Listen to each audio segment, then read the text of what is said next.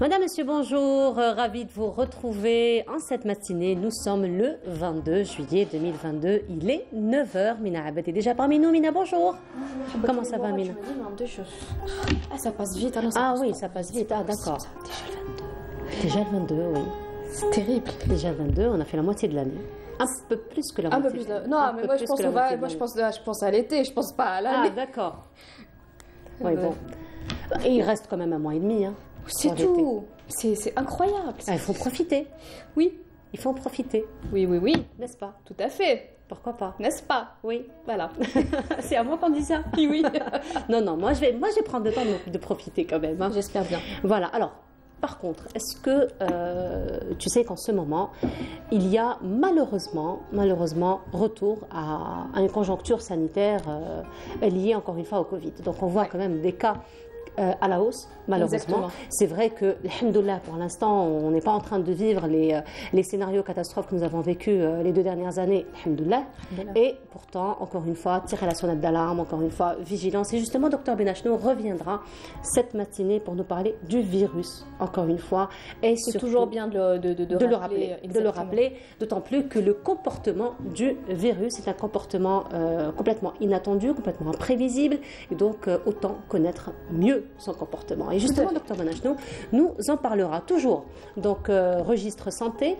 Lorsque tu vas, justement, à la question que je te pose ce matin, Mina, lorsque tu vas chez le médecin, ça t'arrive d'attendre comme ça des heures? Des heures? Oui. C'est incroyable. C'est incroyable, oui. Hein, quand même. C'est vrai qu'il y a certains cabinets médicaux où on doit prendre un jeton vers 6 heures du matin, attendre jusqu'à 14 heures, voire 17 heures, 16 heures. Une fois, ça m'est arrivé d'en prendre un à 6 heures du matin et de passer à 19 heures. À 6 heures du matin pour passer à 19 heures? Pour passer à 19 heures. C'est quand même énorme. Hein. C'est plus jamais. Voilà. C'est ce que je me suis dit, plus jamais. Mais entre-temps, c'est vrai que lorsqu'on est, on va dire, jeune, on est en bonne santé, on a peut-être, et encore, hein, j'ai envie de dire, la faculté d'être un peu plus patient, mais lorsqu'il s'agit quand même de personnes plutôt malades, de personnes âgées, des enfants, c'est quand même des files d'attente qui peuvent aussi beaucoup influer et beaucoup impacter. Moi, ce que je trouve un petit peu, on va dire, anormal, c'est de prendre un jeton quand on part chez le médecin. Oui. Pour moi, c'est pas possible de prendre un jeton pour partir chez le médecin. Et ben voilà, c'est justement cette culture qu'on voudrait. C'est pas normal. Justement, dans ce sens, Mina, c'est cette culture qu'on voudrait un petit peu éradiquer grâce à une plateforme qui existe en ce moment. C'est une plateforme qui prend des rendez-vous donc pour les patients lorsque tu y vas, c'est vraiment juste le temps de rentrer, d'annoncer ton arrivée et quelques instants plus tard tu passes chez le médecin. Voilà, donc finalement il n'y aura plus d'attente. Tout est une question d'organisation. Voilà, et ce qui est intéressant, c'est que c'est la seule plateforme accréditée dans toute l'Afrique. Pas seulement l'Algérie, tu vois, dans toute l'Afrique. Et c'est une plateforme justement qui assure un accompagnement médical, un accompagnement de santé aux patients. Donc si jamais, par exemple, tu as un dossier médical particulier que tu voudrais aller chez un spécialiste particulier, c'est cette plateforme qui va t'orienter, qui va t'accompagner. Donc il était temps. Il était temps. Voilà, et bien justement, nous allons en parler ce matin. Et nous allons parler aussi de sport, d'arts martiaux, ça te dit? Oui. Quand j'étais petite, j'adorais les films d'arts martiaux. Ah oui, jusqu'à présent d'ailleurs. Hein. Jusqu'à présent, on essayait toujours un petit peu de se battre entre cousins, entre cousins, cousines, on essayait de faire un petit peu. Mais toujours quelques petits accidents. C'est vrai que lorsqu'on parle, Nina, d'arts martiaux, on pense toujours au combat, mais il y a beaucoup de sagesse derrière. Justement. Qui encadre, on va dire. Généralement, les gens qui font ce genre de sport, c'est des gens très très calmes. Et qui ne sont pas violents. Calmes et sages. Très sages et qui ne sont pas C'est vrai que c'est un sport qui permet de développer un petit peu le contrôle de soi. Exact. C'est très important. Je pense que c'est la chose la plus importante. Voilà, si on ne l'est pas la peine de le faire. Voilà. En fait, c'est un peu grâce à ce sport qu'on apprend à se maîtriser. D'ailleurs, on voit beaucoup de parents, par exemple, qui ont des enfants hyperactifs, des enfants un petit peu très turbulents. C'est le sport auquel ils pensent en premier. Voilà, ça les apaise. Effectivement, c'est vrai que c'est un sport très éducatif. Et aujourd'hui, nous allons recevoir donc des membres de la fédération. Alors, Youssef Budo, ça te dit quelque chose? Pardon? Youssef Budo. Je ne sais pas si j'ai bien prononcé ou pas. Alors, Youssef Budo, voilà. Alors, Youssef Budo, on vient de me corriger, c'est Youssef Budo. C'est un art martial un peu plus compliqué. C'est un art martial, finalement, qui regroupe plusieurs arts martiaux, dont le karaté, le judo, le taekwondo. Et d'ailleurs, c'est une discipline qui existe en Algérie depuis les années 80. Et nous avons même des champions du monde. Oui. Pourquoi on n'en entend pas parler? Eh ben, c'est pour ça que Canal Algérie s'y intéresse aujourd'hui. Exactement. Eh ben voilà. Et nous terminerons l'émission avec une très très belle voix d'un jeune artiste qui viendra donc nous enchanter avec de belles chansons. Lui, il fait beaucoup plus de reprises, mais vous allez voir, c'est magnifique ce qu'il fait, n'est-ce pas, Mina? Toi qui le connais de très près, on va dire. Je le suis depuis un moment et je ne sais pas quoi dire. Je vais laisser les téléspectateurs découvrir cette voix juste magnifique. En fait, il fait des reprises de Queen. Voilà. Le groupe Queen. Et c'est pas évident. C'est pas évident. Ce sont des légendes. Très difficile de reprendre un petit peu leurs chansons, leur répertoire. Et il y arrive facilement. C'est quelqu'un qui ira très très loin. Voilà. Et puis c'est vraiment un jeune homme, vous allez le voir en fin d'émission. Donc il sera en notre compagnie. Mais avant cela, Mina, est-ce qu'on peut programmer? Oui, je pensais que j'étais une invitée, là je suis en train de discuter. Oui, bien sûr. Tu n'es pas une invitée, tu es membre de la famille, Mina. Oh là, c'est trop de compliments d'un coup. Hein. Mais c'est pas des compliments, c'est la vérité. Bon, membre de la famille, je voudrais un café, s'il vous plaît. À la sortie du studio. Et du sucre? Non, désolée. Je prends du café sans tant sucre. mieux, moi aussi je prends du café sans sucre. Voilà, tu peux t'en servir. Il faut juste ouvrir le... Donc juste après. Ça... Tant qu'il est chaud. Ah bah écoute... Alors sinon, Nina, aujourd'hui, est-ce qu'on peut programmer plage, sortie, pique-nique? On aura du beau soleil, on aura une belle journée, parce que ce matin, c'était quand même un temps plutôt brumeux. Hein. Brumeux, oui, non, ça va rester brumeux, ça va rester beau. Non, il fera plutôt beau l'après-midi. Bon, pour le pique-nique, si vous faites un pique-nique à 7h du matin, il n'y a pas de souci. Si vous faites un pique-nique à 14h, à midi, mieux vaut généralement, c'est à partir de 16h, 17h, j'imagine, pour les pique-niques. 16h, 17h, c'est bien. Mais à midi, non, vaut mieux éviter à cause du soleil, ça tape, voilà. On aura un peu plus de détails? Bah écoute, avec plaisir. Ça sera juste après cela.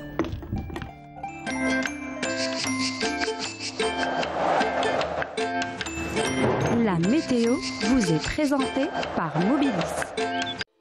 Mobilis, معاً نصنع المستقبل. Et en attendant, juste comme le disent, la musique en fond, tu avais entendu? Elle était belle. Hein? Oui, magnifique. Elle était belle. Apaisante, voilà. Surtout de bon matin. Un week-end. Bah voilà. Merci Saïd. Merci. Moi, je suis pas sûre que ça va aller avec la météo, mais bon, on va essayer. C'est calme.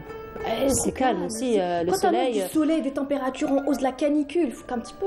Ah ouais? Oui, écoute.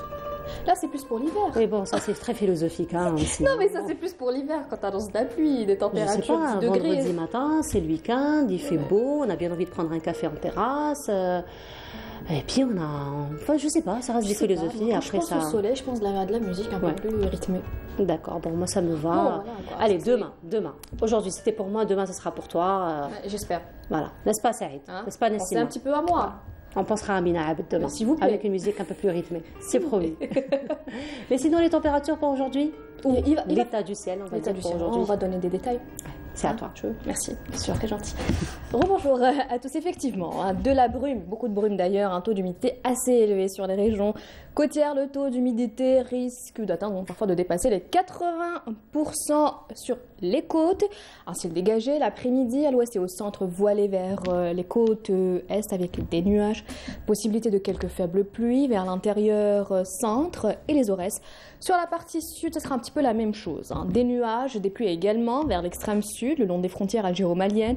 Un ciel voilé avec quelques orages sur le Hogar et le Tassili, et puis un ciel carrément dégagé sur le Nord-Sahara, le Sahara central ou encore le Sahara oriental. Les températures de cet après-midi, effectivement, elles seront en hausse, notamment sur le sud et les régions intérieures, avec 41 degrés à Tiaret, le Vrillizane, 33 degrés du côté d'Alger, on sera 38 à Tizi Ouzou, 39 degrés à Constantine, 31 degrés à Oran, 44 à Gardaya, 41 à Béchar, 44 Tindouf, 44 également à In Salah, et enfin 46 degrés, ce sera la maximale à Adrar. On passe tout de suite à l'état de la mer. Pour cet après-midi, on aura une mer très très calme. Donc autant en profiter sur l'ensemble des régions côtières avec des vents entre 10 et 30 km/h à l'ouest et au centre et entre 20 jusqu'à 40 km/h vers les côtes est. Place tout de suite au continent africain pour cette journée. Un ciel plutôt couvert avec quelques pluies à N'Djamena, couvert également à Niamey, dégagé à Tripoli, puis côté Mercure on notera 37 degrés au Caire, 37 également à Khartoum, 32 à N'Djamena et enfin 34 degrés à Niamey. Encore une fois, excellente matinée et à tout à l'heure midi.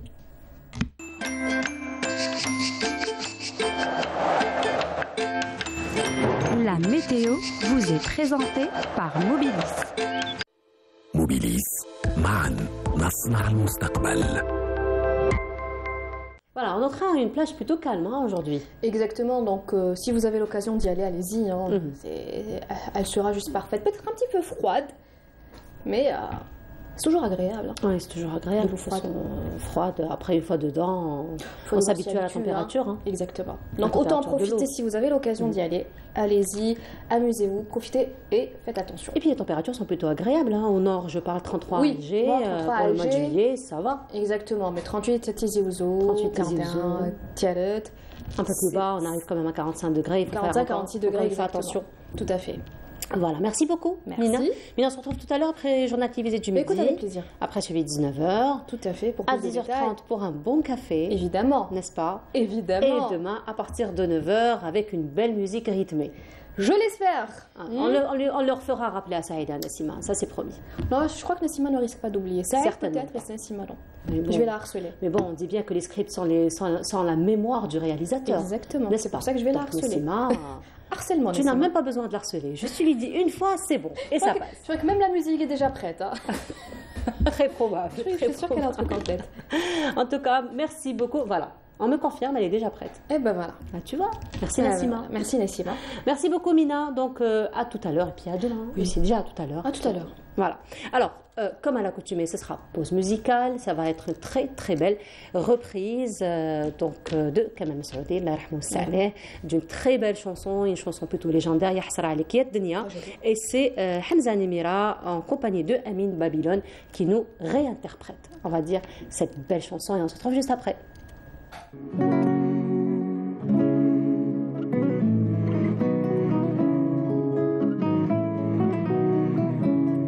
يا حسرة عليك يا دنيا فيك حكاية وحكايات ساميني وقاعد حدايا واحكي يوم لي بيتبات علاش هكذا حقدة وسمية ضلي تبدلي في الصفات تعذبي فيا غير بشوية عيد من عذابك بركات تلعبي بيا ولا معايا جاوبيني على شهاد سكات قالوا لي عليك مسرحية أنا المسرح سكنلي في الذات التذكيرة خلصتها غالية ديت معايا شي وردات دخلت للقاعة صفقوا عليا طلع الستار والضوء طفات لقيت روحي في تمثيلية ديكور خوف ودمومات طمعتيني ودرتي عليا عندي جدي بالصحمات يا حسرة عليك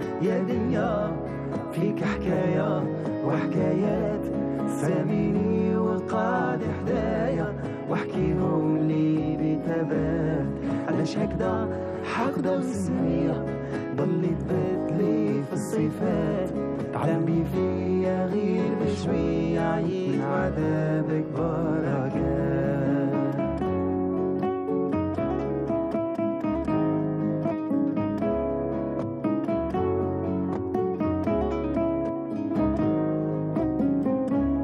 شحال من سلطان كان في دنيا جيوش الأمر وطيعات مالو عز قصور وسرايا العز عليه بالألوفات اغفل غفلان قلبي الحياة في ليلته ما صب وين بات ذوقتي فلان أحسن لو فاك يا وفلان شماختي له لفتات فلان حرمتيه من الدرية وحياته من الفرحة اخوات فلان طلق زوجته المسكية زعف لما جابت له البنات يا حسرة عليك يا دنيا فيك حكاية وحكايات ساميني وقاعد حدايا واحكيهم لي تمام علاش هكذا حقدة وسمية ضلي تبدلي في الصفات تعبي فيا غير بشوية عيد عذابي بركات المسجون يرجع الحرية بدقيقة يحسب الأوقات الشهر يحلم بالشهرية يا حليل ومولى وليدات كبدت المويمة بشوية واش سهرت واش ربات على ولادها بدل جنسية عاجبو زين الروميات خلى يمه وحدانية من البكا والحرقة النعمات باش يبين الرجولية بعث لها زوج محرمات يا حسرة عليك يا دنيا فيك حكاية وحكايات ساميني والقاعدة حلايا واحكيهم لي بتبات علاش هكذا حقدة وسمية ضلي تبدلي في الصفات تعذبي فيا غير شوية يتمادى بالبركات يا حسرة عليك يا دنيا يا حسرة عليك. Et voilà, c'était un magnifique hommage à Kamam Saoudi Allah rahmou Saleh. C'est aussi une très très belle reprise. Donc, qu'ont travaillé Amin Babylone et Hamza Nemira. Voilà. Et à présent, docteur Fethi Benachnou est parmi nous. Docteur, bonjour. Ahlan. Comment ça va, docteur? Ça va, ça va. Ça va. Alhamdulillah. Ça va. Et il faut être vigilant. Il faut être vigilant, voilà, parce qu'elle dit que ça va, ça va, ça va. Non, ça va, bon. Non, alhamdoulilah, c'est bon, alhamdoulilah. Mais il faut être vigilant. Il faut être vigilant. Voilà, le maître mot. Parce que je sais que c'est les vacances, je sais que c'est la farniente, je sais que c'est le bord de mer, je sais qu'il y a des coups de soleil qui se baladent un petit peu à droite, ce qui est dangereux. Mais plus important, il n'y a absolument rien de. Il faut être relax, mais attention. Voilà, effectivement, parce que comme vous le dites à chaque fois, docteur, les virus sont imprévisibles. Et voilà. J'allais dire, ils se rappellent à notre bon souvenir. Je crois que c'est l'inverse. Et ils ne sont pas du tout partis, ils ne sont pas du tout un souvenir, ils ne sont pas du tout un passé. Vous savez que les virus en l'âge de la Terre. En l'âge de la Terre et en l'âge du futur de la Terre. Oui. Du futur de la Terre. Ça a de tout temps existé, ça existera encore. Ça existera encore, et c'est pas parce qu'on néglige qu'on fait ça. Moi, je suis revenu, c'est une ancienne chronique que j'avais fait avec le même matériel. J'ai trouvé que ce qui résume... Pas vraiment avec le même matériel. Ah bon? Oui. Parce qu'apparemment, vous avez un petit jouet magique. Lorsqu'on appuie dessus, ça fait éternuer notre cadran. Ça fait éternuer notre caméraman dès que j'ai appuyé. Pourquoi ça? Il y a le Rubik's Cube, ça c'est un truc formidable. Eh bien, le virus, c'est un Rubik's Cube. C'est quoi? Vous savez, ça change de... ça change d'aspect. Alors, à chaque fois que ça se change, ça n'a pas de statut fixe. Ça n'a pas de statut fixe. C'est les petits carrés qui sont des composants du virus qui changent. Donc, c'est ça qui fait que l'on n'a pas une structure fixe. On a une structure qui, entre guillemets, qui évolue, qui change, et surtout dans le virus. C'est pour ça que j'ai rappelé ce petit appareil. Vous avez des opuscules là qui sont là, et c'est ça qui est dangereux, et c'est ça qui s'implante dans le corps. Ensuite, il y a apparition de nouvelles maladies, des maladies qui existent, qui sont émergentes. Je ne sais pas si vous avez entendu parler de la variole du singe, monkeypox, qui fait des ravages et qui est lié, attention, qui est lié au comportement des gens. On est correct, on dit échange de liquide biologique. Ça, c'est beaucoup plus. Moi, je pense que le monkeypox, c'est un équivalent SIDA, un équivalent VIH, parce que le SIDA se transmet par voie essentiellement 99% sexuelle. La transmission par le sang est réglée en majorité, mais c'est surtout par le sang, par les rapports sexuels. Le monkeypox, c'est la même chose. Tandis que les virus, il y a différents types de virus en fonction de leur possibilité de se transformer et de produire et de donner naissance à des variants. Une information, par exemple. Vous savez que le variant actuel, et je vais faire je m'excuse auprès des téléspectateurs, le variant actuel, c'est le BA5. Il y a des gens, mais ça ne veut rien dire de balancer ça à la figure des gens. Le variant qui est là, c'est le BA5. Et il est un descendant des différentes transformations du coronavirus, mais il n'a plus rien à voir avec. Et ça a une conséquence. Il y a une question qui se pose actuellement, et toujours au conditionnel. Est-ce que les vaccins qu'on a utilisés jusqu'à présent sont efficaces? C'était vraiment la question que j'allais poser. Vraiment, c'est en train de tourner dans ma tête. Et c'est un raisonnement logique. C'est un raisonnement logique. C'est un raisonnement 1 plus 1 égale 2, 2 plus 1 égale 3. Quelqu'un qui raisonne logiquement ça. Il semblerait, j'insiste sur le conditionnel, que tous les vaccins n'ont aucun effet sur le nouveau variant. Mais c'est ça le plus important de la recherche scientifique. Actuellement, on est en pleine production, recherche de vaccins efficaces, qui sont efficaces contre le nouveau variant. Mais ça, c'est pas nouveau en Algérie. Moi, je parle en Algérie. On avait des vaccins, les bivalents, les pentavalents, qu'on connaît. C'est-à-dire que dans le même vaccin, on met des éléments des virus, et ça, c'est en fonction d'un calcul informatique et tout ça, de dire quelle est maintenant, c'est ce qu'on appelle la prospective. C'est des modèles mathématiques. Je crois qu'il est essentiel que dans notre pays, on se lance dans ce type de recherche scientifique. Ne pas ramener, mettre dans des marmites et ensuite faire. Non, je crois que ce qui est important, c'est de prédiction. C'est ce qu'on fait de la prédiction. On peut prédire les différentes variations des virus et se préparer pour ça. Et c'est faisable en laboratoire de prédire? Actuellement, au niveau mondial, on va commencer à produire. En septembre, on va commencer à mettre sur le marché les nouveaux vaccins. Et ça fait rentrer de l'argent. Ça aide, ça soigne entre guillemets, ça apporte un plus à la santé des gens, ça apporte un plus à la prévention des gens, parce que là, on est en train de parler de la 4e dose. Elle est devenue effective, efficace, obligatoire pour les plus de 65 ans. Mais on va aller à reculons et on va appliquer ça à ceux qui ont des maladies chroniques, à des gens affaiblis et tous ces éléments-là. Donc vous voyez, ce que je veux montrer par là, c'est que rien n'est statique, rien n'est statique. C'est pas parce que j'ai un vaccin, je vais m'accrocher. Oui. Ça évolue et c'est le virus qui nous impose ça. C'est les évolutions du virus qui nous imposent ça. Vous voyez qu'il y a un chantier du futur. C'est même pas un chantier, c'est un atelier de production.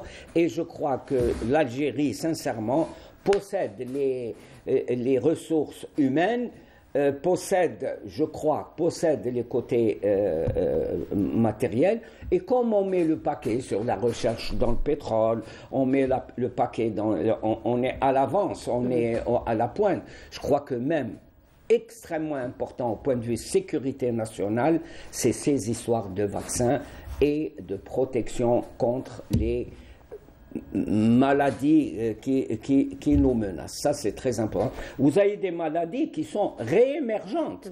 C'est-à-dire qu'on croyait que c'est pas uniquement en Algérie, mais les conditions font. Quand on parle de réchauffement climatique, c'est pas parce que, oh là là, il fait chaud en plein mois de juin. Non, je crois qu'il faut voir que ça a un impact sur l'environnement, et tout État moderne, tout pays moderne doit s'adapter à ça et se préparer pour ne pas disparaître. Parce que les dinosaures, au point de vue préhistoire, les dinosaures ont disparu parce qu'ils ne s'étaient pas préparés à ce changement climatique énorme qui a eu lieu sur Terre. Je parle sur Terre. Et les Algériens font partie des terriens. Effectivement. Oui, heureusement. N'est-ce pas? Heureusement. Alors justement, docteur, vous parlez du virus d'une manière générale, plutôt du coronavirus particulièrement, parce que c'est ce qui fait l'actualité. Et de sa descendance. Coronavirus, voilà. C'est un descendance. Et justement, et le coronavirus aujourd'hui, c'est ce qui fait l'actualité mondiale depuis quand même ces 3 dernières années. Il y a à côté le virus de la grippe aussi, qui tue malheureusement encore. N'est-ce pas? Donc, c'est un peu la même évolution. Donc, chaque année, nous avons des vaccins, encore une fois, qui sont développés, qui sont proposés pour, encore une fois, lutter contre ces mutations. Quand vous parlez de la grippe est une épidémie mondiale. La grippe tue. La grippe, il faut se préparer. La grippe, quand on dit la grippe, c'est dans 1 à 2 mois. Hein. C'est 1 à 2 mois que les premiers cas commencent. Donc là, il faut être prêt à faire face. Surtout, le gros problème avec les virus, c'est que quand vous avez 2 virus présents, il y a une compétition. Il y a une compétition. Et des symptômes très rapprochés aussi. Et des symptômes. Là, ça tient, je vais faire le découpage, ça tient à la nature du virus. Il y a des virus aériens. Les virus aériens, c'est ceux qui transitent par l'appareil respiratoire. Le BA5, le corona et le virus grippal, ce sont des virus qui se transmettent par la respiration. C'est pour ça que on doit suivre les mesures de protection, c'est mettre un mur, un barrage à la transmission entre personnes. S'il y a une personne, surtout la grippe est extrêmement contagieuse. Le seul moyen, c'est ce qu'il faut comprendre, le seul moyen de lutter contre les virus, c'est la prévention. Je le répète depuis, disons, des années, je peux le dire maintenant, que l'Algérie a une grande expérience dans l'utilisation des vaccins. On a évité d'énormes maladies grâce à la vaccination. Et je crois qu'il faut commencer à parler et à diffuser auprès de la population que le seul moyen de se prémunir contre ces virus aériens, ce n'est pas de renforcer la pharmacie en antibiotiques ou en anti-inflammatoires ou en je ne sais quoi. C'est de se vacciner. Voilà. Et de se prémunir en respectant les moyens de protection. Alors, docteur, justement, par rapport à la vaccination, ce qui est, j'ai envie de dire, le citoyen aujourd'hui est un petit peu perdu dans cette histoire de vaccin, de vaccination, parce qu'il y a justement beaucoup de théories, il y a beaucoup de choses qui se disent autour du vaccin. Aujourd'hui, vous nous dites que les vaccins que nous avons faits ces dernières années, enfin ces 2 dernières années, n'ont plus aucun effet sur le variant. N'auraient au conditionnel, d'accord. Maintenant, qu'est-ce qu'il faut faire? Qu'est-ce que le citoyen doit faire? Est-ce qu'il doit quand même se faire vacciner avec les vaccins qui existent déjà, ou doit-il attendre qu'il y ait développement d'un nouveau vaccin? Qu'est-ce qu'on doit faire? Moi, je reste au niveau de mon conditionnel. Les dernières informations scientifiques et mes références, et je trouve que c'est une excellente source, c'est l'OMS, l'Organisation mondiale de la santé. Premièrement, elle dit: ne croyez surtout pas que la pandémie a cessé. Au contraire, elle reprend de plus belle. Ça, c'est les propos, le texte du communiqué. Voilà. Deuxièmement, il faut en urgence, et là je m'adresse dans le monde entier, c'est les instituts Pasteur qui sont responsables de la... j'ai pas appuyé. Hein. C'est ce que je me disais aussi. Ça marche pas avec moi, ça marche avec les parents. Et là, c'est les instituts Pasteur qui sont responsables des vaccins et de la vaccination. Je crois qu'il faudrait commencer très très vite à apporter les informations à la réponse à la question que vous posez, qui est une question essentielle et qui est une question qui est en train de se poser. À partir du moment où on fait, il semblerait, j'insiste, que pour lutter contre ces nouveaux variants, c'est les vaccins d'un type de fabrication particulier nouveau, que ce soit ce qu'on appelle l'ARN messager. Il ne faut pas vous remplir la tête avec ça, c'est une technologie qu'il faudrait. Faudrait-il maintenant, en urgence, je le dis à mes collègues de l'Institut Pasteur, apporter les réponses, les informations, les débuts de réponses pour calmer les gens qui posent ce type de questions. Moi, on me le pose dans la rue. Est-ce qu'il faudrait, on parle de 4e dose, tout ça. Je n'ai pas les moyens nationaux concernant la réponse à ces questions.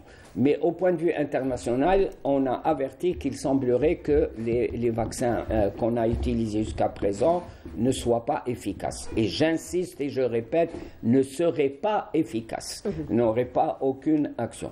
Donc, je crois que c'est pas parce qu'il y a le ciel bleu, il y a le tourisme, il y a la musique, il y a les festivals, il y a les rencontres sportives, que l'on doit oublier qu'il faut se réveiller et accentuer, comme le fait Canal Algérie au niveau de Bonjour d'Algérie, accentuer l'éducation sanitaire qui est une information. Il ne faut pas que, comme dit la chanson, que le ciel nous tombe sur la tête et après on commence à bouger. Non, moi je suis pour la prévention et se défaire de cette notion, ah non, il ne faut pas faire peur aux gens. Ce qui fait peur aux gens, c'est ce qui les surprend.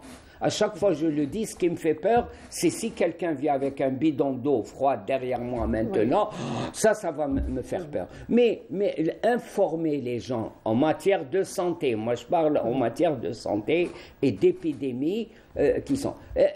sortons de ce côté laconique. Il y a eu tant de contamination aujourd'hui. Il y a eu tant d'hospitalisation. Ça, c'est la gestion comptable de la chose. Moi, je trouve qu'il faut passer à autre chose. Et notre système de santé actuel est basé sur la prévention, sur l'information. Il faut la commencer. L'hiver est dans 1 à 2 mois. Effectivement. Et profiter de la rentrée scolaire, pourquoi pas, auprès des enfants? Et on a les structures nécessaires, on a les UDS. Regardez ça, le nom, la dénomination a été décidée il y a presque 50 ans. UDS, c'est unité de dépistage et de suivi. C'est pas à inventer ou à faire un congrès ou des commissions. Non, l'État algérien paye des salaires, crée des postes à travers le territoire national. C'est un truc. Donc, je crois qu'il faut qu'ils se réveillent et qu'ils fassent. Ils doivent faire face à cette situation parce qu'à l'étranger, je suis en train de suivre dans les pays, ce n'est pas des pays hyper développés, mais face à la recrudescence des cas, je crois qu'ils commencent un petit peu pour ne pas voir nos hôpitaux et nos services de réa brusquement comme une inondation. Non, l'inondation, on s'y prépare. Voilà, effectivement. Donc on retient encore une fois de la chronique d'aujourd'hui, docteur, vigilance, encore une fois, et surtout... et le virus est toujours présent. De protection, voilà. Effectivement. Merci beaucoup. De rien. Docteur, on se voit vendredi prochain, Inch'Allah, pour une autre chronique. Merci beaucoup, docteur. Bon week-end à vous. Et on continue cette fois-ci. Faria Hamdi nous emmènera à la rencontre d'une dame qui est passionnée de plantes, de jardinage, n'est-ce pas? Le jardinage, ça peut faire du bien aussi. Hein. Excellent le jardinage. Excellent. Voilà. Mieux que les tranquillisants. Et comment Voilà, le tranquillisant naturel par excellence. Et justement, c'est Faria Hamdi qui nous y emmène. Je vous laisse voir donc ce portrait. On se retrouve juste après.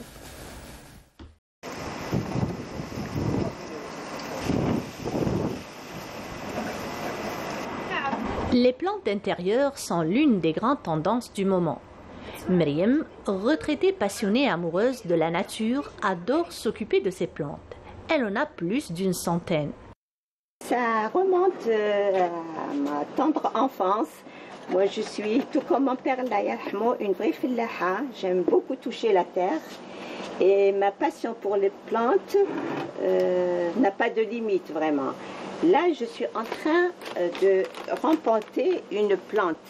Là, vous avez plusieurs plantes, donc je prends la plante, le pot, le plastique, pour la rempoter dans un autre pot en terre.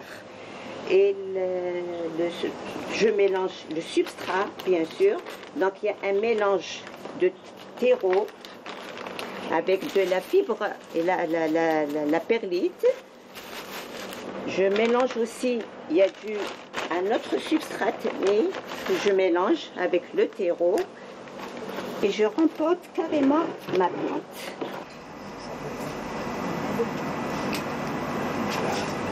La quantité, mais surtout la qualité. Myriam a recentré sa collection sur les plantes rares. Arrosage, dépoussiérage, le soin des plantes lui apporte beaucoup de bien-être. Une passion qu'elle partage sur son compte Myriam Botanista Plante. Conseil, dernière bouture, dernière acquisition.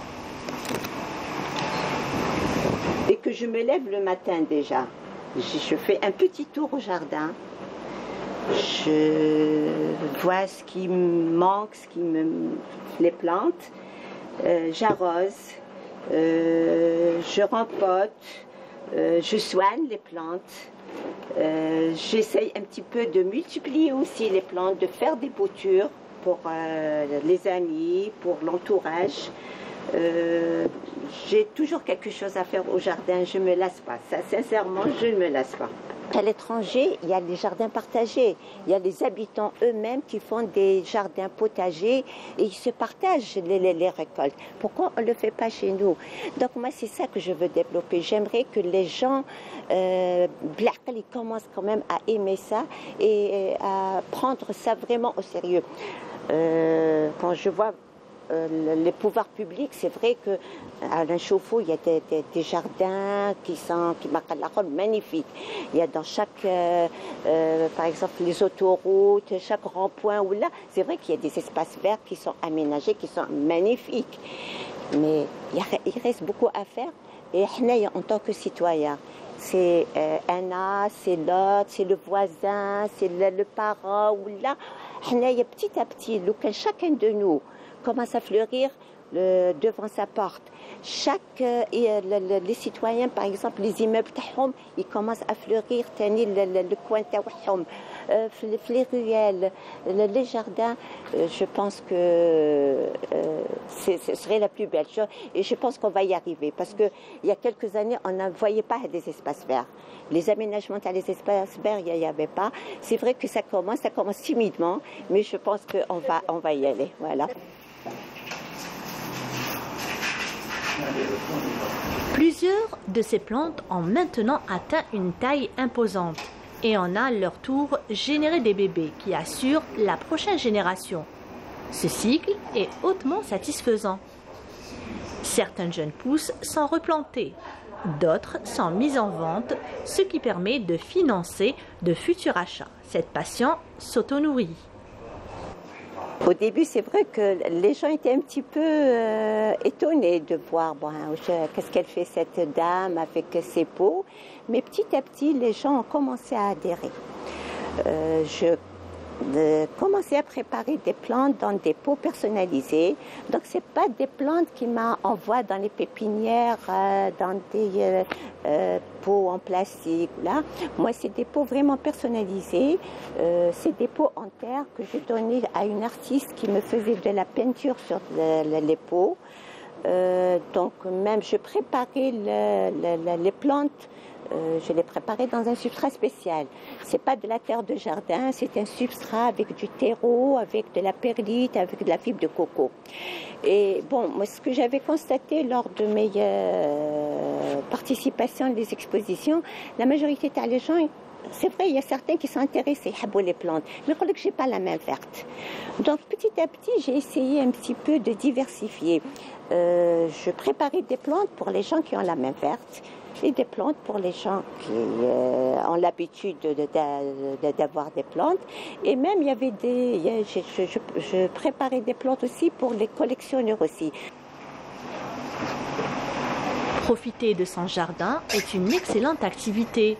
Lorsqu'on est retraité, c'est en effet une occupation idéale pour meubler son temps libre, mais également pour se divertir. Laissez parler sa créativité, car il est reconnu que le jardinage est pourvu de nombreux bénéfices pour la santé. Et voilà, donc de retour sur le plateau, c'était donc un portrait que Falia Hamdi a dressé pour nous d'une passionnée de jardinage. À présent, place encore une fois à la santé, nous allons parler donc d'une plateforme qui facilite d'ailleurs beaucoup de choses, particulièrement dans la prise en charge médicale. Nous en parlons ce matin en compagnie de Madame Raja Hariwa. Bonjour, bienvenue à vous. Alors, vous êtes directrice générale de Innovation Way Consulting et aussi de la plateforme donc Doctotbib.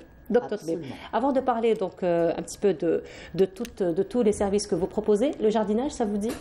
Oui, j'ai même la main verte. Ah bon, ça va. Donc finalement, on n'a pas vraiment l'habitude, on n'a pas plutôt besoin d'attendre la retraite. Non, n'est-ce pas? On peut commencer dès maintenant. Absolument. Une activité qui détend plutôt. Tout à fait, elle est très saine et reposante. Et voilà, effectivement, très saine, très reposante, mais parfois, il y a beaucoup de choses qui stressent un petit peu, on va dire, au quotidien, quand par exemple prendre des rendez-vous, prise en charge, que ce soit à l'intérieur du pays, à l'extérieur, etc. Et justement, vous avez pensé à investir dans ce domaine et là, vous êtes certifié carrément, donc facilitateur certifié en tourisme médical. Donc avant de parler un petit peu de vos services, certifié, plutôt facilitateur certifié en tourisme médical, ça veut dire quoi exactement? Alors d'abord, merci pour l'invitation. Avec plaisir, je suis honorée. Donc voilà, nous sommes en fait facilitateurs certifiés en tourisme médical. Nous existons en Algérie par le biais de 3 bureaux. Donc nous sommes à Constantine, Alger et Oran. Donc le métier de facilitateur certifié, en fait nous sommes l'unique facilitateur certifié en Afrique pour la 4e année consécutive. Donc en arabe c'est Muyassir Mu'tamad li Safar al-Tabbi. Donc nous facilitons, comme le nom l'indique, nous facilitons la procédure de demande de soins en Algérie et à l'étranger pour les patients demandeurs de soins. Donc nous les accompagnons dans toute leur démarche via cette quête. Donc nous les assistons de bout en bout. Donc c'est ça le métier de facilitateur, c'est de faciliter toute la logistique qui tourne autour d'un séjour médical en interne ou à l'étranger. Voilà, effectivement. Voilà. Alors, vous dites que vous êtes donc facilitateur certifié en Afrique. Est-ce qu'on peut comprendre pas qu'en Afrique, je veux dire, nous sommes les seuls à l'être en Afrique, mais il y a des facilitateurs certifiés partout dans le monde. D'accord, mais en Afrique, vous êtes les seuls. Tout à fait. Voilà, en Afrique, vous êtes les seuls. Est-ce qu'on peut comprendre par là que vous prenez en charge un petit peu les patients un peu partout en Afrique? Absolument. Donc, ça se passe comment? Nous sommes justement en train de développer le tourisme médical en Algérie. Nous avons, généralement, quand on dit tourisme médical, les gens vont directement penser à l'étranger. Non, pas forcément. Donc, nous sommes là aussi pour développer le tourisme médical en Algérie. Nous avons de belles structures. Nous avons des compétences, de très hautes compétences en Algérie aussi. Il y a des spécialités qui n'existent nulle part ailleurs en Afrique, que nous avons en Algérie. Donc, je donnerai l'exemple d'un brillant neurochirurgien sur Constantine qui opère l'hernie discale par voie endoscopique. Donc le patient est debout 2 heures après, donc chose qui n'existe nulle part en Afrique. Nous sommes là pour assister en fait le patient dans toute la démarche de demande de soins. Nous allons commencer par la prise, d'abord l'avis médical. Nous allons prendre un dossier médical que nous allons cheminer vers le médecin qui donnera un avis médical et qui fera son devis. Et nous allons comparer plusieurs avis. Donc nous allons présenter ça au patient qui lui fera son choix. Donc il peut choisir de se faire soigner en Algérie ou à l'étranger, donc et sans devoir en fait trop s'inquiéter sur le développement, je veux dire, et tout son séjour. Donc il va toute la prise en charge. Voilà, on va tout ficeler de manière à ce que le patient soit à l'aise dans sa quête vers les soins médicaux. Alors, quand on parle de tourisme médical, on comprend qu'il y a la santé, on comprend qu'il y a le tourisme à côté. Alors, c'est quoi le rapport? Alors, écoutez, je vais vous expliquer. Donc, en fait, le terme tourisme médical existe depuis plus de 20 ans. Donc, au début, c'était des Européens qui partaient pour faire de la chirurgie esthétique. Enfin, des Européens ou des Occidentaux, généralement, pour faire de la chirurgie esthétique dans d'autres pays où l'acte est moins cher. Donc, ils profitaient de visiter en même temps le pays parce que... Exactement, parce que l'acte en lui-même n'est pas très lourd, donc on peut faire du tourisme aussi.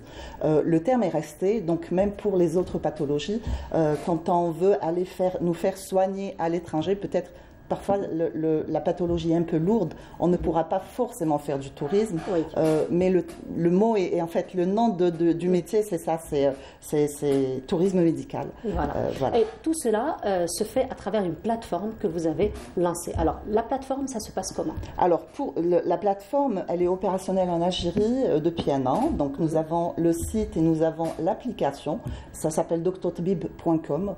Donc nous avons 2 espaces, donc il y a un espace pour les patients et un autre pour les médecins. La plateforme est totalement gratuite pour le grand public, donc on peut tous s'inscrire et faire notre recherche par nom de médecin, par spécialité ou par wilaya. Donc le patient peut prendre son rendez-vous via la plateforme directement sans devoir partir dans un cabinet, se déplacer. Vous savez, il y a un phénomène qui existe chez nous, en fait. Certains cabinets affiche une feuille sur la porte et les gens commencent à défiler à des heures très tôt le matin pour s'inscrire et passer dans un cabinet médical sans savoir à quelle heure nous allons réellement passer. Donc de nos jours, pour qu'un patient passe en consultation, il est obligé de quitter son travail toute la journée, de devoir confier vos enfants, de ne rien faire au final de toute la journée, d'aller attendre dans une salle comble avec le risque, en plus il y a le docteur qui vient de passer pour le corona, il faut éviter un petit peu les regroupements, donc ça peut aussi rendre service aux cabinets médicaux dans ce sens-là, je veux dire dans la gestion de la salle, la file de la salle d'attente, donc ça leur permet également, hier j'avais lu quelque chose qui m'avait fait rire, en fait les ordonnances, souvent l'écriture des médecins aussi, on la comprend pas, et il y a eu pas mal d'erreurs aussi dans ce sens-là. Le médecin a prescrit quelque chose, le pharmacien va lire autre chose. Donc ça aussi, ça peut régler le problème parce que nous pouvons éditer des ordonnances directement via la plateforme. Donc le médecin peut faire son ordonnance, elle sera lisible. Le malade aussi va pouvoir lire ce qu'il va acheter. Donc cette plateforme va permettre aussi au médecin de se décharger un petit peu et de décharger ses assistantes pour autre chose. Chez nous, on ne fait pas aussi de compte rendu. Souvent, nous allons chez le médecin, nous ressortons sans savoir réellement ce que nous avons au juste, parce que le compte rendu n'a pas été établi. Via cette plateforme, nous pouvons établir... Quelque part aussi, il faut dire que nous avons beaucoup la tradition orale, donc le médecin explique aux patients effectivement sans mais les écrits restent.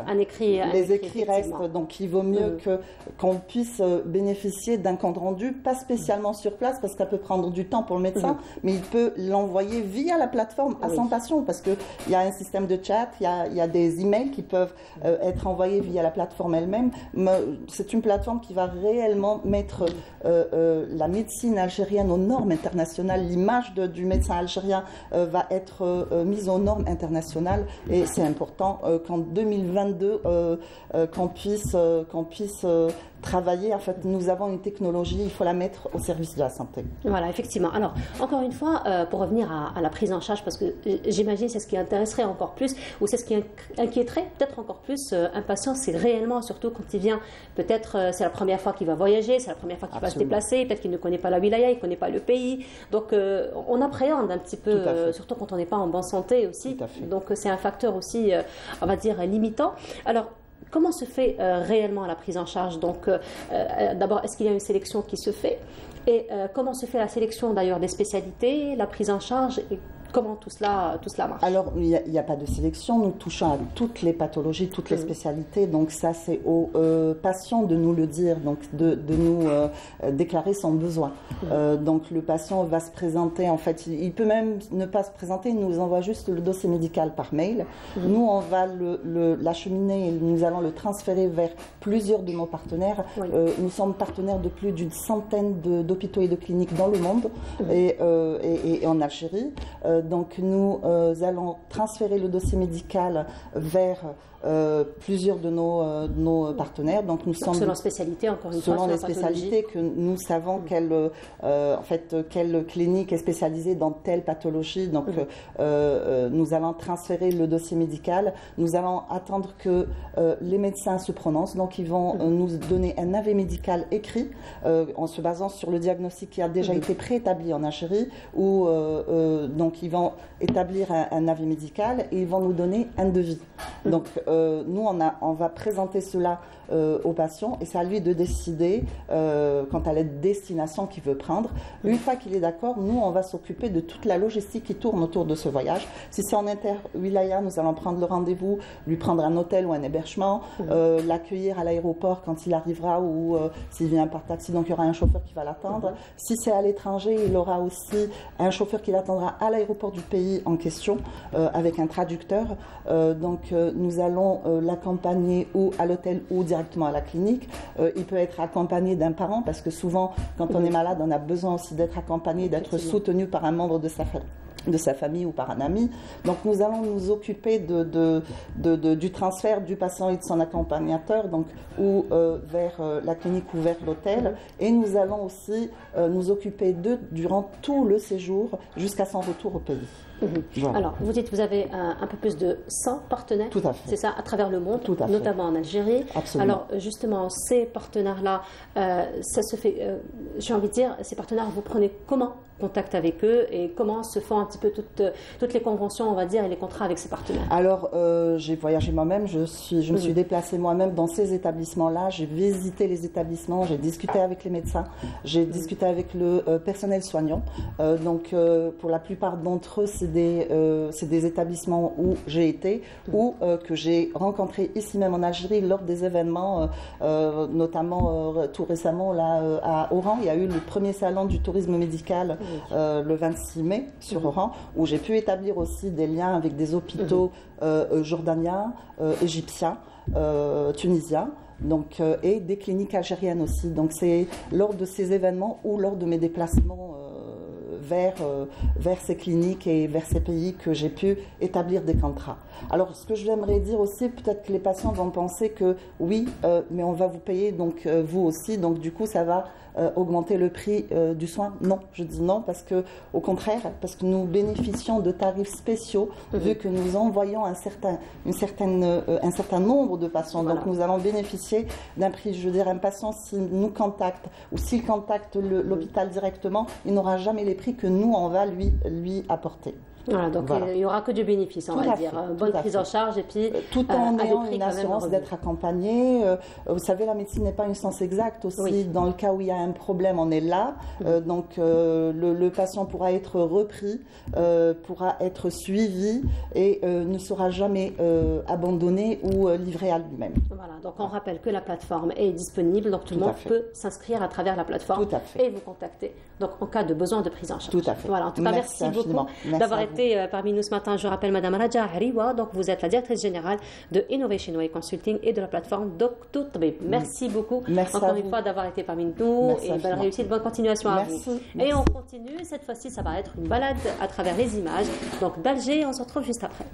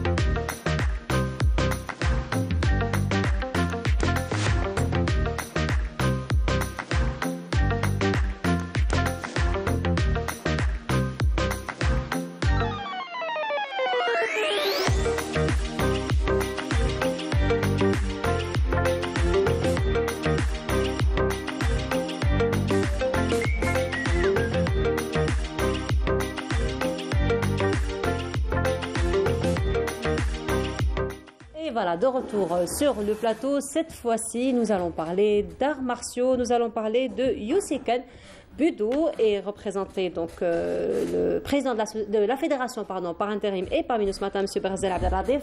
Bonjour, bienvenue à vous, merci à vous de l'invitation. Et parmi nous également M. Lachash Belkacem. Bonjour, bienvenue à vous. Madame. Et vous êtes aussi donc membre de la fédération? Membre du bureau fédéral et en même temps président de la commission technique nationale. Allah Ibarak. Alors on va revenir un petit peu sur cette discipline. Vous me disiez que la discipline existe depuis les années 80, mais c'est vrai que c'est une discipline qui n'est pas très connue finalement, et pourtant agréablement surprise de savoir qu'il y a quand même des champions, n'est-ce pas? Oui, qui n'est pas très médiatisé, mais il est assez connu quand même. D'accord. Surtout dans le milieu sportif. Les autres disciplines connaissent l'existence du Youssef Budo, oui. Maintenant, je laisse la parole à Alors justement, cette discipline, elle consiste en quoi? Alors c'est vrai que les arts martiaux, il y a plusieurs disciplines. On a tendance un petit peu à dire que ça se rapproche beaucoup, mais c'est vrai que chaque discipline a ses spécificités. Oui. Bon, d'abord pour commencer, dans le Youssef Budo, il y a un créateur et un fondateur. Le créateur, c'est Minoru, donc il l'a créé depuis les années 1930. Il y a même C'est récent quand même comme discipline. Non. C'est récent comme discipline, vous dites 1930. 1930. 1930, comme ça fait... oui, je veux dire comparé aux autres... oui, bien sûr. Je parle comparé aux autres disciplines d'arts martiaux. Bien sûr, c'est clair. Donc j'ai dit, il y a Minoru qui est le créateur depuis pratiquement 1930, mais bon, comme lui, c'est un ancien samouraï. Voilà. Il était garde du corps de l'empereur du Japon. D'accord. Donc c'est pas n'importe qui, ce n'est pas à la portée de n'importe qui. Voilà. Comme tous les autres arts martiaux. Oui, c'est juste. Il faut beaucoup de qualité. Voilà. Donc lui, il l'a créé, mais par la suite, son fils, Hiromu Shizuki, qui est le fondateur, qui a développé par rapport à ce qu'a créé son père. D'accord. Donc, à partir de 1970, le fondateur, qui est Hiromu Mochizuki, a commencé à développer encore de plus en plus le Youssef Budo. Donc, au début, le Youssef Budo, il se pratiquait sur la base de karaté Wadoryu. C'est une discipline parmi voilà. Discipline des arts martiaux. Voilà. Donc, puis par la suite, il a commencé à propager la discipline à travers les pays dans le monde. Et comme à la faveur de Mouhoub Salah, qui était son élève en France, donc il l'a appelé, il lui a proposé de le suivre, c'est-à-dire de développer le Youssef Budo en Algérie. Donc, en Algérie, ça s'est fait par M. Mouhoub Salah, qui est quand même 7e dan de Youssef Budo. Il a commencé à développer non seulement en Algérie, mais aussi en Tunisie, au Maroc et au Sénégal. Donc, à partir de 81, l'introduction s'est faite en 1981, septembre 1981, et le maître Mouhoub Salah a commencé à faire des stages pour les gens d'Alger, de l'intérieur du pays, et petit à petit, il a commencé à développer arriver jusqu'à 14 wilayas. Et en 1990, nous étions à un chiffre vraiment très important, qui était de 17 500 licenciés, sans compter ceux qui n'avaient pas de licence. Quand même, une grosse communauté. Hein. Voilà. Une grosse communauté. Et justement, parmi toute cette communauté d'athlètes et de spécialistes dans cette discipline, vous avez participé donc à plusieurs manifestations sportives, à plusieurs championnats, à plusieurs compétitions. Et la bonne nouvelle, c'est qu'il y a eu beaucoup de champions. Beaucoup de champions depuis, oui. Bon, je redonne la parole. Ah, d'accord. Allez, on redonne la parole. Donc bon, c'est-à-dire le premier titre que nous avons eu, c'était en 1990. C'était le championnat du monde. C'était le premier championnat du monde organisé en France. En finale. En 90. Hein? En 90, vous avez dit. 1990. Au mois de septembre 1990. Donc l'équipe nationale d'Algérie, qui était entraînée par Mohamed Salah, a affronté l'équipe nationale de France, entraînée par le fondateur lui-même, Hiro Mochizuki. Donc on a battu l'équipe de France, on a eu le premier titre mondial en 90. Par la suite, il y a tout, bon, comme l'Algérie c'est un pays nord-africain, et qui prend la première place parmi les pays européens, donc c'était un petit peu lourd. Donc ils ont commencé à manigancer. À chaque fois qu'il y a un championnat du monde, il n'était pas question que l'Algérie prenne la première place. Donc déjà, parmi les meilleurs pays européens, il y a la France, l'Italie et la Suisse. Donc ils se battaient, entre eux, ils se battaient pour éviter de tomber face à l'Algérie. Face à l'Algérie. Oui. Voilà, pour bon, parler, puis il y a eu 92, 95, c'était la deuxième, la troisième place. En 2009, bon, ça s'est arrêté depuis pratiquement 95. Il n'y a pas eu de participation, parce que, bon, vu la décennie noire, la conjoncture de l'époque, effectivement. Donc on a repris à partir de 2009 le championnat d'Afrique en Côte d'Ivoire. On a eu la première place. Même avec cette absence, même avec cette rupture, il y a eu quand même toujours cet engouement, on va dire, par rapport à la spécialité. Bien sûr. C'est-à-dire que le USC Cambudo a perdu un peu de terrain par rapport à la décennie noire. Les gens quand même ne pouvaient pas aller s'entraîner à partir de 18h, 19h pour sortir à 21h parce que c'était vraiment quasiment impossible. Voilà, effectivement. La conjoncture sécuritaire à l'époque ne permettait pas, effectivement. Donc depuis 2009, c'est un retour donc, sur terrain. N'est-ce pas? Et depuis, donc il y a eu plusieurs compétitions. Il y a eu un retour bien avant, c'est-à-dire qu'avant le 2009, je vous ai dit que c'était le championnat d'Afrique. Par la suite, il y a eu le championnat maghrébin, ça fait en 2018, on a pris aussi la première place. Si on participe, c'est pour avoir la première place, sinon c'est pas la peine. Bien sûr. Puis en 2019, un championnat du monde à Paris, où on a eu 3 médailles d'or, 3 médailles d'argent et 3 médailles de bronze. Donc les résultats, ils sont toujours là. Ils sont toujours là, ils sont toujours satisfaisants, effectivement. Alors je reviens à vous, Monsieur Brazel. Alors par rapport à l'organisation donc de la discipline à travers les différentes wilayas, donc c'est une fédération, donc on comprend quand même qu'il y a plusieurs clubs, il y a plusieurs associations aussi qui activent. Donc ça se fait comment? Qui doivent être affiliés. Oui.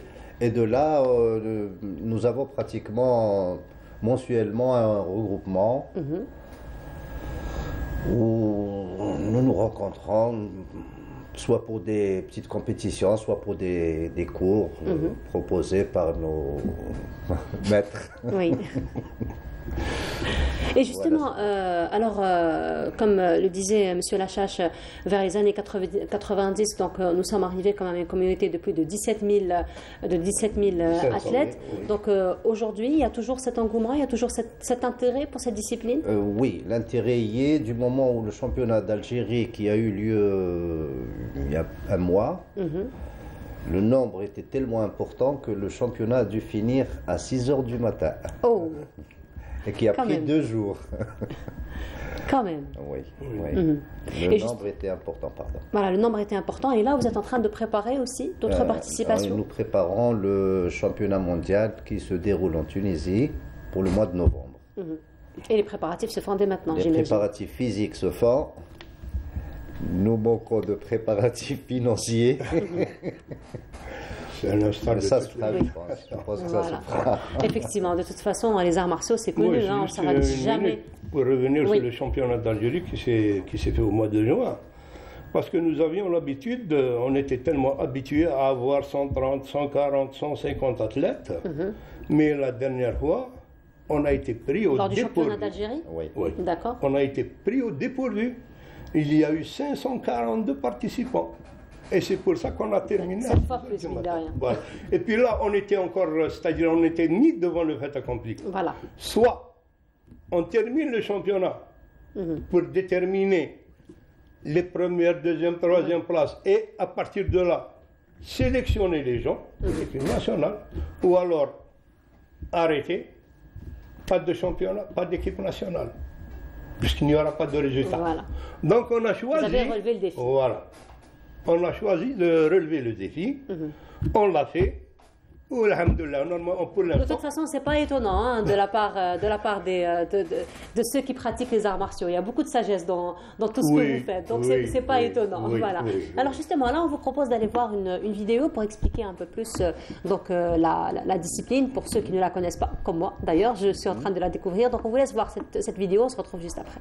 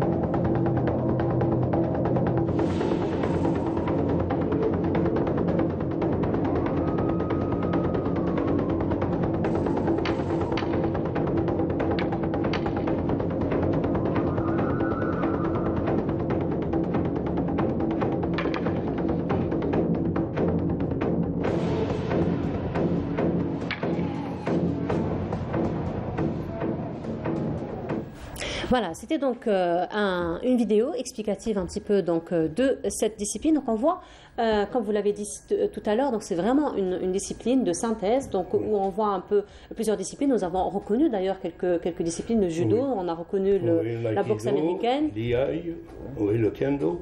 Voilà, donc tout ça c'est un programme. Finalement, vous me parliez de l'utilisation des armes d'ailleurs. Des armes aussi, variées, qui sont du poignard au sabre, au on va commencer du couteau jusqu'au sabre et à la lance. Et donc, tout ce qu'on voit, tout ce qu'on a vu à travers la vidéo, ce sont donc des stages ou je sais pas, des disciplines probablement qui font partie du programme donc d'encadrement des athlètes. C'est une discipline où la base est le kata. Le kata, oui. Le kata, c'est-à-dire... c'est le combat virtuel. Oui, d'accord. Voilà. Et de là... Je perds mes mots. C'est pas grave. Juste, vous nous dites sur la photo. Là, c'est mon fils qui est vice-champion du Allah monde. Ibarak, d'accord. Avec le maître Hiromu Suzuki. Hiromu Suzuki. C'est le fondateur du Sekenbido, oui. Ah, d'accord. Eh ben, quel honneur. Il y a autre chose qu'on n'a pas vu. Bon, oui. C'est vrai que par rapport aux moyens que nous avons, il est pratiquement impossible de le faire. C'est le Bajutsu. C'est-à-dire... C'est une autre discipline ou non, ça fait partie c'est un atelier. Ah, d'accord, un atelier. Du Sekenbido, mais qui se pratique à dos de cheval. Comme les combats à la française ou l'anglaise. D'accord. Voilà. Mais on peut pas, nous n'avons pas les moyens pour ça. D'accord. Avec une lance ou... Ah oui. Voilà. Le combat avec sabre sur le dos de cheval. Donc, on est dépourvu de moyens. Voilà. Donc, faute de moyens, probablement, aujourd'hui, on va profiter de l'occasion, probablement pour lancer un appel. Par contre, en France, en Italie, ils le font. Voilà, donc par faute de moyens, on lance un appel donc, pour la prise en charge un peu de la fédération, pour donner plus de moyens, effectivement. Là, nous avons une autre photo, probablement, pourriez encore nous la commenter. Là, c'est Paris, c'est... Oui, c'était en 2019, le championnat du monde en 2019. C'est là où il y a eu les 9 médailles. Voilà, 3 médailles d'or, 3 médailles d'argent et 3 médailles de bronze. C'était au mois de décembre 2019, voilà, à Paris. Voilà. Là aussi, une autre distinction. Non, c'est toujours... l'athlète هذاك, il a pris... Médaille de bronze en classe A. Voilà. Alors, cette discipline, ça commence à partir de quel âge? Alors, l'école, c'est à partir de 4-5 ans. C'est ludique, c'est un jeu pour l'enfant. D'accord. On ne lui apprend pas à taper, on ne lui apprend pas à... Le c'est qu'un budo proprement dit. Mais c'est à travers des jeux, à travers des sauts, des roulades, qu'il forme pratiquement le mouvement du Yusekan Budo. Et dès l'âge de 6 ans, 7 ans, là, il commence à pratiquer le kata, à pratiquer le combat avec des armes en mousse.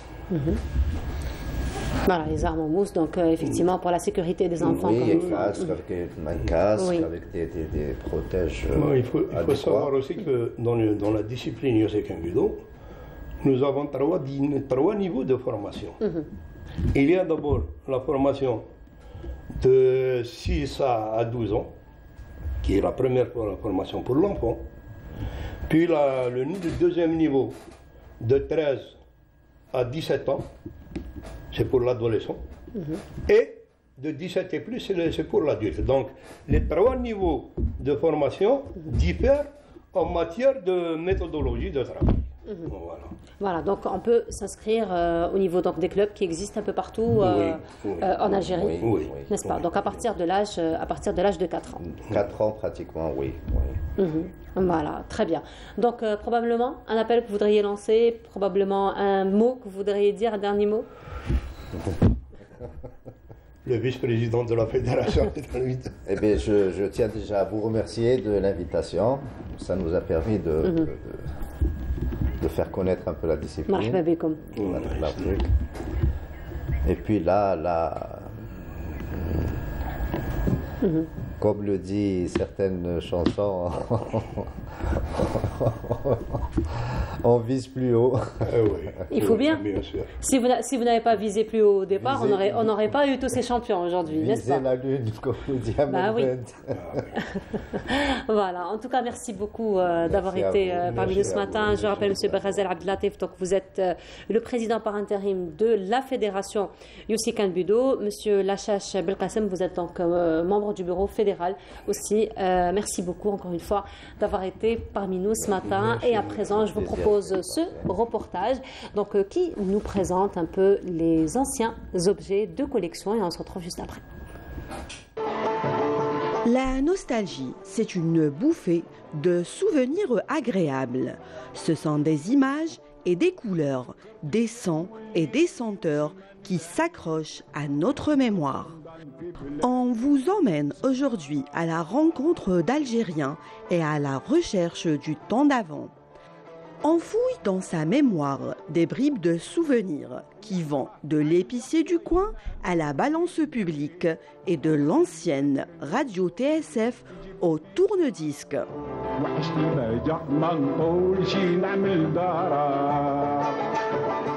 La nostalgie كي نشوفهم السني نشوف كي نخرج من المسجد كنت في البريمار نشربوا فيهم قهوه حليب ميزان هذا تاع الزمان هذا ما كاش نوزنوا فيه روحنا للدوك ردوا ب5 دينار هذيك الصغيره بصح حنا لي زونسيان نعرفوا له 100 فراك القديمه 1 دينار يمشي. Je me souviens qu'on avait Zouch, Kenki, je ne sais pas qui c'est en français. Déjà ça me faisait rappeler beaucoup de choses. Même quand on là, déjà on avait quelque chose de quoi dépanner. Qui كنا نخرجوا من l'école, qui نلحقوا la plupart dans tous les immeubles, on sentait l'odeur du café. Certains prennent plaisir à remonter le temps des qadettes. Les objets et les vêtements de nos grands-mères réveillent bien des souvenirs. Elle garde tout, les lanternes كيما نقولوا حنا الكانكي بكري sans vous dire que الصنيات هذوك الابيض والصفار وتاع واسمهم تاع العشاوات. Elle les fait briller elle a 85 ans الله يبارك. Elle les fait briller chaque occasion. ماشي ميكانو القارص والتراب هكذا bien الملح. Elle garde toujours TSF avec tourne-disque 45 tours et 33 tours. Il est toujours au salon. Elle veut plus l'enlever. Je suis de la région de Tébessa. Alors نقول لك الحوايج اللي راهم عندنا في مومون وعزاز علينا. عندنا قصعه كما نقولوا احنا قصعه نتاع حطب بالمغارف نتاعها. عندنا مسرد هذا يقولوا له المسرد ما نعرف واش يقولوا له هنا في الجزائر. عندنا الصندوق نتاع العرايس. Nous, nos ancêtres, nos grands-mères, nos grands-parents, nous gardons toujours les objets traditionnels qui sont les bijoux, les bernous, les robes kabyles, les foulards, les chveili, je peux le dire en kabyle. Et on garde l'huile, on conserve de l'huile. طبسي عشاوات، المحبس، المرش، المهرس، السني والسنيوات، البقراج، الكانكي, comme le prononçaient nos ancêtres, sont autant d'objets qui connaissent aujourd'hui un regain d'intérêt et de popularité. Je suis un jeune, j'ai commencé en 2007. C'est mon grand-père qui nous a laissé ce métier. Je travaille depuis 2007. Il y a beaucoup de gens, il y a beaucoup de gens qui viennent pour chercher des objets anciens comme sniwat, tabsi achawat et tout ce qui est en cuivre et tout ce qui est ancien. Peut-être que ça leur rappelle des souvenirs et tout. Objet inanimé. Avez-vous donc une âme qui s'attache à notre âme et la force d'aimer? Se demandait ainsi le poète Lamartine. Et voilà, donc de retour sur le plateau, c'était Lamia Boudbouda qui s'est donc intéressée à tous ces objets qu'on garde toujours chez nous. J'imagine que chacun d'entre nous dans sa maison garde toujours ces petits objets. C'est le cas pour vous, Sofiane? Oui, oui. Par exemple, vous avez quoi à la maison? Le tourne-disque Hadak. 33 tours. Exactement. Hadak, je l'ouvre, même maintenant je l'ouvre, je le regarde comment il fonctionne. Non, malheureusement.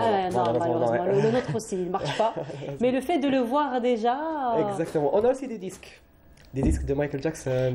Ça revient un petit peu à la mode. Ça revient un petit peu à la mode, les gros casques. Vraiment, il y a le vintage, on va dire. Voilà, Sofiane, bonjour, marhaba. Bonjour, merci pour l'invitation. Marhaba bik. Alors, Sofiane, artiste, chanteur, musicien. Ça va? Ça va super, je suis super à l'aise. Alhamdulillah, on est très content de vous recevoir, d'autant plus que Mina Abed, depuis ce matin, elle parle de vous. Mina, que je salue, c'est une connaissance que j'ai fait sur Facebook, où je partageais des vidéos. Ça a commencé par hasard, on va en parler tout à l'heure. Voilà, que j'ai rencontré sur Facebook. Voilà, on a sympathisé sur Facebook aussi. Elle m'a dit que je devais passer. Et voilà, le jour est venu. C'est le flair. C'est le flair de Mina Abed. C'est le flair. Et nous, on lui fait confiance, Mina Abed. Mina Abed, quand elle dit ça, c'est bon. Hein, on ne cherche pas trop à comprendre. Alors, Sofiane, la passion pour la musique, la passion pour la chanson, c'est venu comment? Bon, je ne sais pas d'où c'est venu, c'est ça le truc. Il y a eu un déclic. Il y a eu un déclic. Depuis mon jeune âge, je me suis toujours intéressé au chant. J'adorais chanter. Le truc, c'est que mes parents me disaient, genre, il n'y a aucun membre de ma famille qui fait de la musique. Genre, ils ne savent pas d'où ça a commencé. Mais genre, depuis l'âge de 4 ans... Il n'y a pas un héritage comme ça, apparent, finalement. Voilà, il n'y a aucun héritage, je ne sais pas d'où ça vient. C'est vrai, quand on est artiste, généralement, c'est un héritage. Exactement, c'est transmis des parents, bien des grands-parents. Mais moi, c'est venu tout seul. Genre, j'adorais... Pour l'anecdote, à l'âge de 4 ans, quand on sortait de la crèche, ma mère me ramenait, on montait sur le bus, et moi, je me mettais derrière et je chantais pour les gens. Et j'adorais ça, le fait de voir les gens me regarder, m'applaudir et tout. Ça a commencé. J'avais 4 ans, carrément. Je chantais voilà, des titres en anglais, de l'opéra, un peu de tout. Il y avait une certaine variété. Quelle était peut-être la chanson qui revenait souvent à 4 ans? À 4 ans, c'était Michael Jackson. Un petit quelque chose, alors on vous renvoie à l'âge de 4 ans. Maintenant, on vous renvoie à l'âge de 4 ans. Un petit quelque chose que vous chantiez à 4 ans? Oui, la chanson Earth. Ah oui, cette vraiment. chanson, Ça c'est une chanson de sensibilisation. En Exactement. Plus, hein. C'est vraiment une chanson très forte en message. J'étais toujours sensible à ce genre de musique qui parlait de paix, de ce genre. Protection de la terre, de protection des enfants, effectivement. Voilà, si vous voulez, je peux vous interpréter. Ah bah oui, et comment? Je suis en train de négocier depuis tout à l'heure. Ça commençait toujours par moi qui me mettais derrière. Le silence et... What about sunrise? What about rain? What about all the things that you said we were to gain? What about flowering fields? Is there a time? What about all the things that you said was yours and mine? Puis là, les gens se retournaient. Allez, aujourd'hui, c'est moi qui vais faire le rôle des gens. Bravo. Mais je dis bravo vraiment parce que je le pense réellement. Hein. Vraiment, Sofiane, bravo. Alors, Sofiane, vous avez dit que vous partagez beaucoup de vidéos, d'ailleurs, sur les réseaux sociaux. Ça vous dit qu'on aille voir l'une des vidéos que vous partagez? Allez, on vous propose cette vidéo de Sofiane. On se retrouve juste après.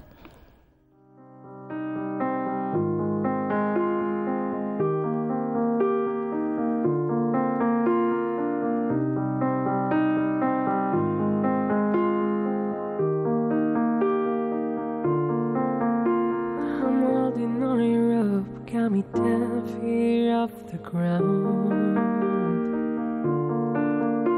And I'm hearing what you say, but I just can't make a sound. You tell me that you need me, then you go and cut me down. But wait, you tell me that you're sorry, didn't think I'd turn around and say to apologize.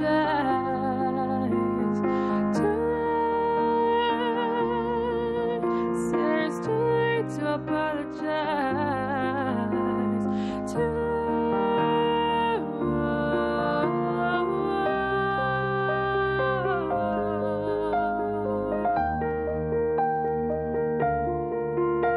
I'll take another chance, take a fall, take a shot for you. I need you like a heart needs a beat, but it's nothing new. Yeah, I loved you with the fire red, now it's turning the blue. And you say,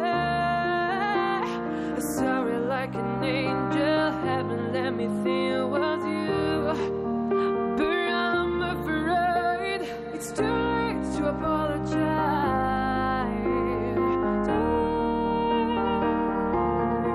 I said it's too late to apologize.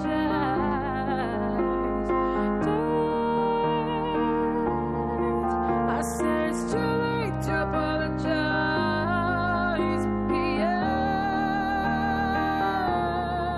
Et voilà, donc de retour sur le plateau. Alors, je disais, je ne savais pas que c'était cette chanson qui allait passer. Je découvre en même temps que le téléspectateur. Je disais que la chanson était magnifique. J'adorais déjà la chanson.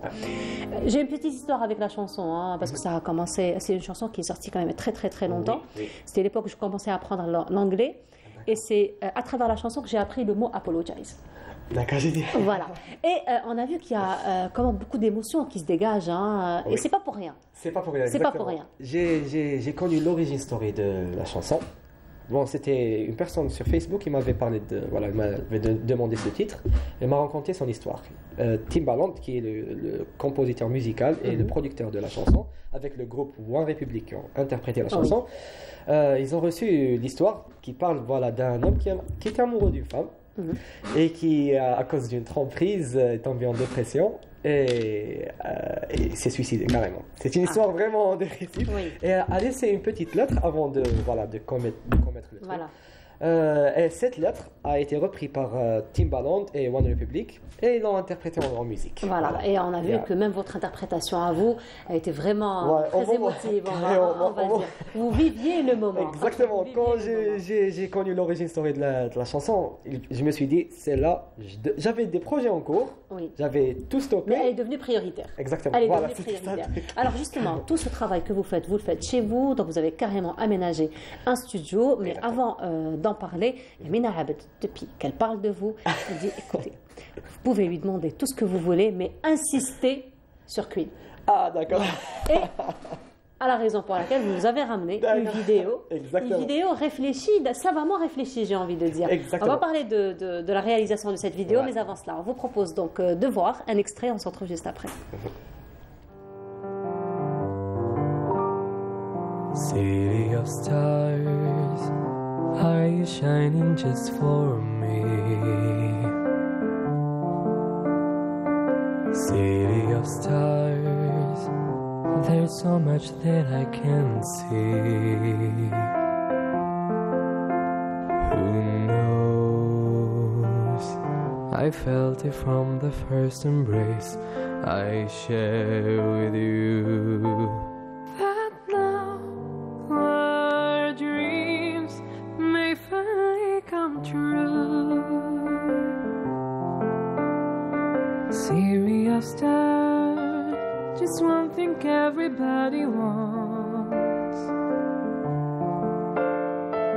There in the bar, and through the smoke screen of the crowd, the restaurant, it's love. It's all we're looking for is love from someone else.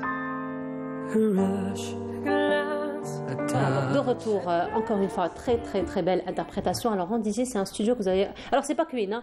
Excusez-moi, je me suis trompée, mais on pourra la retrouver au niveau de votre page, de vos pages d'une manière générale des réseaux sociaux. Voilà. Alors, on va parler un petit peu du studio que vous avez aménagé directement chez vous. Dans ma chambre. Vous avez squatté la maison. Le fait, c'est quoi? J'ai une très petite chambre. C'est carrément un balcon qu'on a réaménagé.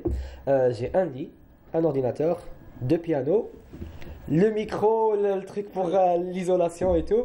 J'ai aménagé ça en 2018. Voilà, j'ai investi dans ce matériel. Je me suis dit, voilà, j'ai eu un projet avec un artiste assez connu en Algérie qui s'appelle ZK, c'est un rappeur, avec qui, voilà, j'ai passé de très bons moments et c'était une très bonne expérience, le projet qu'on a travaillé dessus. Il m'a demandé, genre, si tu travailles avec moi, après ça, tu devras continuer. Et j'ai tenu ma promesse, voilà. J'ai aménagé le studio, j'ai un petit fond vert avec qui, voilà, un home studio, assez modeste, mais... assez modeste, on fait beaucoup de choses. Je crois qu'on a retrouvé la vidéo des Queen. Génial. Allez, on va voir, peut-être que c'est ça.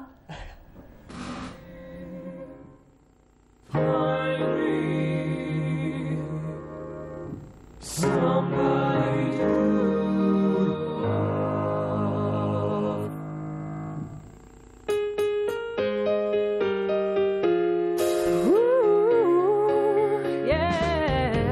each morning I get up, I die a little. Can't barely stand on my feet.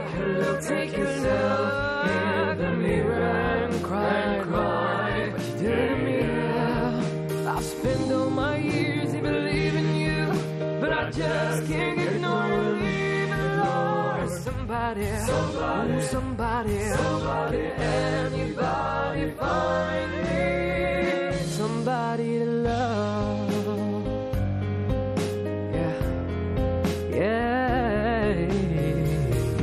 I work hard every day of my life. I work till I ache my bones.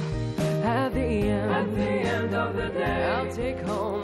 Merci beaucoup, l'équipe de la régie. Merci, j'aurais été malheureuse de partir sans écouter, sans revoir la vidéo. Beaucoup de génie dans la vidéo, Sofiane. On va dire c'est un clone technologique là, donc voilà. Une personne qui fait tout le groupe. Exactement, c'est ça le concept que j'ai voulu apporter en Algérie. Voilà, j'ai vu ça existe déjà en Amérique. Il y a beaucoup de youtubeurs qui font ça. Moi qui est intéressé par tout ce qui est théorie musicale et tout, j'ai voulu intégrer ça dans ma musique. D'ailleurs, même quand je produis mon album, ça sera ce concept-là que j'utiliserai. Voilà. Inch'Allah. En tout cas, Sofiane, on vous souhaite beaucoup de réussite dans tout ce que vous allez entreprendre. Vous êtes vraiment très agréable et ce que vous faites est tout juste magnifique. On ne va pas vous laisser partir comme ça parce qu'aujourd'hui, vous êtes accompagné de votre synthétiseur. Exactement. N'est-ce pas? Et vous allez nous interpréter comme un petit quelque chose en live pour nos téléspectateurs. Avec grand plaisir. Sofiane, merci beaucoup. Ça a été un très grand plaisir de vous avoir reçu. On peut vous retrouver au niveau des réseaux sociaux sous le nom de Sofiane Mouroun 10. Vous reviendrez pour me parler de ce chiffre 10 et de la casquette aussi. Avec plaisir. Voilà. Parce qu'il y a que des anecdotes. En tout cas, Sofiane, merci beaucoup. Je vous invite donc à vous installer. Allez-y. Merci beaucoup. Et merci encore, Sofiane. Donc voilà, allez-y, installez-vous. Donc nous arrivons à la fin de notre émission. Merci infiniment de nous avoir suivis. Je vous souhaite une très agréable journée à tous. Je vous retrouverai avec un très grand plaisir dès demain à partir de 9h. Profitez bien de la journée. Il fait beau, comme nous l'a annoncé donc Mina Abed. Et aussi la mer est calme, donc profitez bien. Je vous souhaite une très agréable journée à tous. Au revoir, on se quitte en compagnie de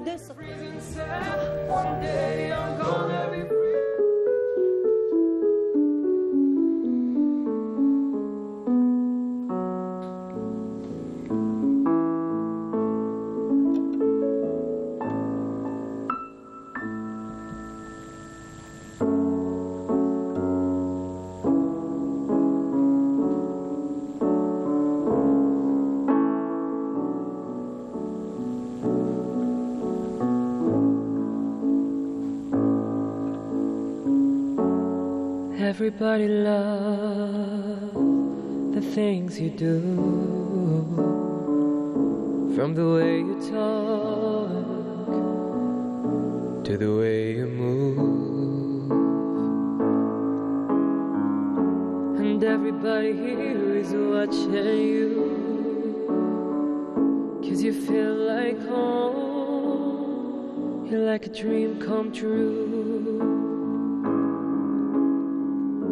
But if by chance you're here alone, can I have a moment before I go? 'Cause I've been by myself all night long, hoping you're someone I'm used to know. You look like a movie, you sound like a song. My God, this